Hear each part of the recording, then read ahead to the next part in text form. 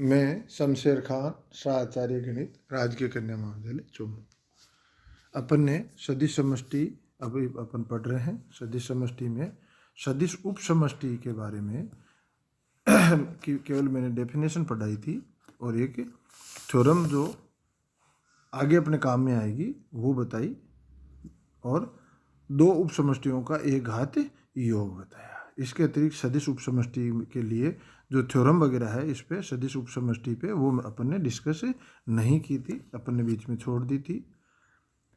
पर परीक्षा के पॉइंट ऑफ व्यू से सदिश उप समष्टि के ऊपर जो थ्योरम है 2-3 इम्पोर्टेंट वो करना जरूरी है। इसलिए अपन सदिश उप समष्टि की पहले डेफिनेशन वगैरह डिस्कस कर लेते हैं, बाद में आगे बढ़ते हैं। तो सदिश उप समष्टि माना V क्षेत्र F पर एक सदिश समष्टि है तथा W V का एक अरिक्त उप समुच्चय है, तब WF VF का एक सदिश उप समष्टि होगा यदि W स्वयं F पर एक सदिश समष्टि हो। मतलब V का कोई अरिक्त उप समुच्चय, V का कोई अरिक्त उप समुच्चय सदिश उप समष्टि कहलाता है यदि वह स्वयं भी एक सदिश समष्टि हो। यह ऐप का मतलब V ऐप पर एक सदिश समष्टि हो तथा उसका एक अरिक्त उप समुच्चय W V का सदिश उप समष्टि कहलाएगा यदि W स्वयं भी ऐप पर एक सदिश समष्टि हो। यह तो इसकी परिभाषा है। एक इसके ऊपर एक थ्योरम है जिसे अपन सीधा काम में भी लेते हैं, मैंने कहा भी है, आपको भी याद रखना। वो क्या है, माना W is not equal to 5, W subset of V, W subset of V, जहाँ VF एक सदिश समष्टि है तो WF VF का उप समष्टि होगा यदि और केवल यदि W1 W2 belongs to W तथा एल्फा बिलोंग्स टू F के लिए W1 plus W2 belongs to W तथा alpha dot W1 belongs to W। ठीक है, ये आपको याद रखने के लिए कहा था, सीधा सा है। दो उप समष्टियों का एक घात योग यदि S तथा T किसी दो उप समष्टियों का एक घात योग क्या होता है, यदि S तथा T किसी सदिश समष्टि VF की दो उप समष्टियां हैं तब इनका एक घाती योग जिसे S प्लस T से दर्शाते हैं उन सभी योग U प्लस V का समुच्चय है जहां U बिलोंग्स टू S और V belongs to T। S plus T एक समुच्चय है जिसमें प्रत्येक अवयव दो अवयवों के योग के रूप में होगा, और दो अवयवों का योग जब होगा तो उसमें पहला अवयव तो होगा S का प्लस दूसरा अवयव हो गया T का, अर्थात S plus T is equal to U plus V oblique या such that U belongs to S comma V belongs to T, U belongs to S comma V belongs to T। तो ये परिभाषाएं अपन ने पहले discuss कर रखी है और अब एक बार और अपन ने डिस्कस कर लिया। जो कंसेप्ट जरूरी होगा वो मैं बताता चलूँगा। अब इस सदिश समष्टि पे एक परिभाषा है कि विषम सदिश उप समष्टि, या सीधा लिख दे विषम उप समष्टि तथा उचित उप समष्टि।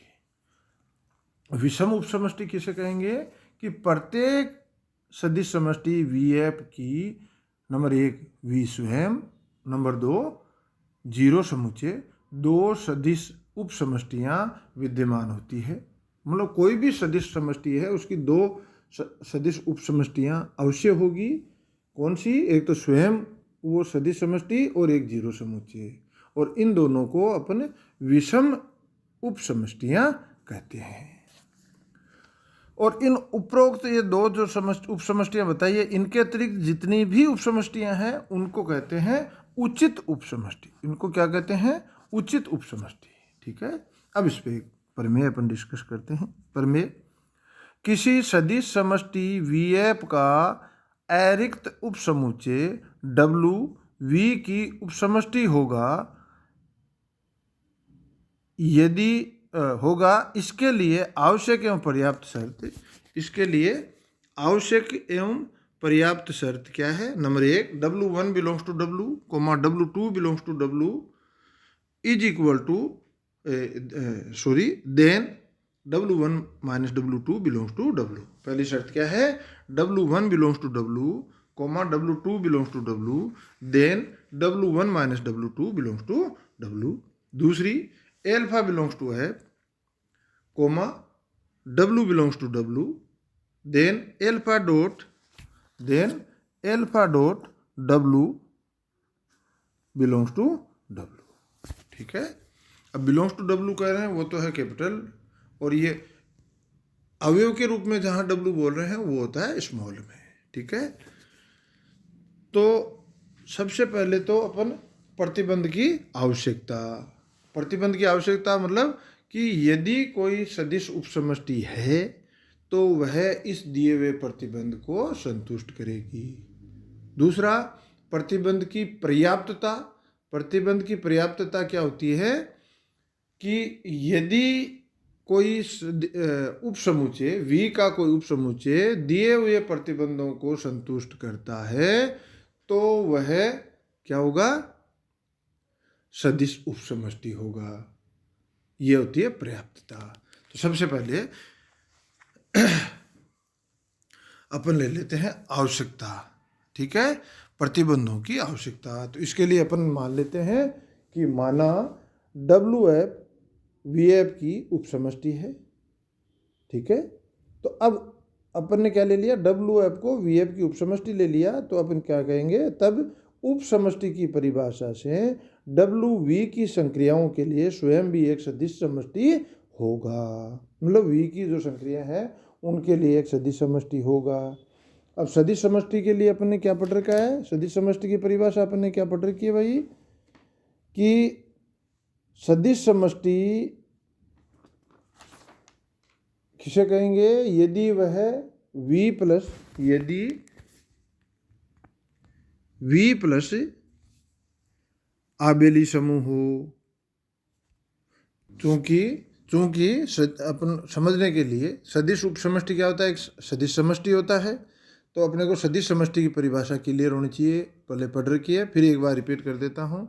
5 भाग अपने को, कोई भी सदिश समष्टि है तो वो 5 प्रॉपर्टी को संतुष्ट करती है। नंबर 1, V प्लस एक क्रमिन्मय समूह हो। अदिश गुणन के लिए बंटनता, मतलब alpha dot U plus V is equal to alpha dot U plus alpha dot V। अदिश योग पर बंटनता, alpha plus beta dot U is equal to alpha dot U plus beta dot U। और चौथी, अदिश गुणन के लिए साचर्यता, एल्फा डॉट कोष्टक में beta dot U is equal to alpha dot beta. क्या है? अदिश गुणन के लिए साचर्यता, एक बार वापस बोलता हूँ, एल्फा डॉट कोष्टक में beta dot U is equal to alpha dot beta कोष्टक में और बाहर डॉट U। ये अदिश गुणन के लिए साचर्यता। और 5वीं, 1 dot U is equal to U। ये आपको एक केवल रिवाइज, मतलब आपको याद दिलाने के लिए कहा है कि कोई भी सदिश उपसमष्टि है तो वो सदिश समष्टि है, मतलब सदिश समष्टि होना आवश्यक है। तो अपने को बार बार अपने को सदिश समष्टि उनको प्रूव करना होगा। तो सर्वप्रथम तो अपन ने क्या मान लिया कि W एक सदिश उपसमष्टि है। इसका मतलब उपसमष्टि की परिभाषा से WV की संक्रियाओं के लिए स्वयं भी एक सदिश समष्टि होगा।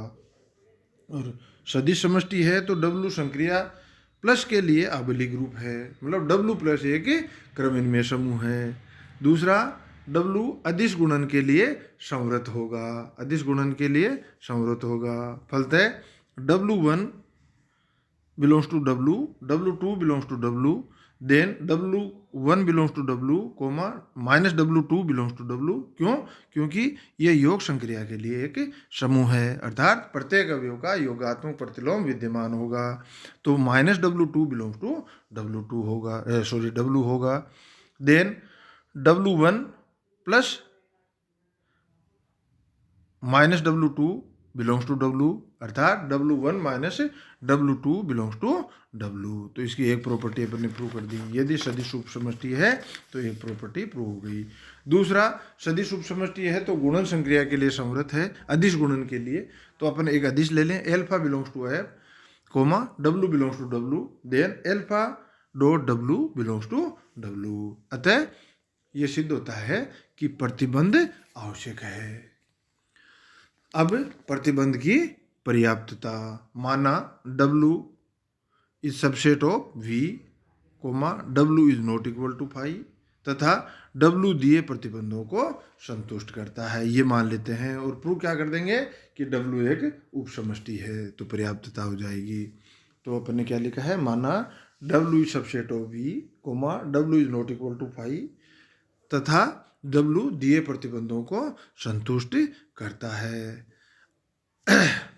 अब अपन क्या प्रूव करेंगे, सबसे पहले W प्लस एक क्रम विनिमय समूह है। तो W प्लस एक क्रम विनिमय समूह है, तो अपने को ये बताना पड़ेगा कि योग संक्रिया इसमें क्या है, सुपरिभाषित है, या W योग संक्रिया के लिए समर्थ है। अर्थात W के दो अवयव लें, उनका योग करें तो वो भी W का अवयव होना चाहिए। तो चूंकि ये दिए हुए प्रतिबंधों को संतुष्ट करता है, इसलिए W1 belongs to W comma W2 belongs to W, then W1 minus W2 belongs to W। और इससे अपने को क्या मिल जाएगा, W1 belongs to W, W1 belongs to W, then W1 minus W1 is equal to 0 belongs to W। इस ऊपर जो प्रतिबंध है उसके आधार पे अपन ने बता दिया कि इसमें शून्य सदिश विद्यमान है, V का शून्य सदिश W में विद्यमान है। ठीक है, अब शून्य सदिश W में विद्यमान है अपन ने प्रूव कर दिया, तो अपन ले सकते हैं। तो 0 या शून्य सदिश belongs to W comma W belongs to W, then 0 minus W belongs to W, then minus W belongs to W।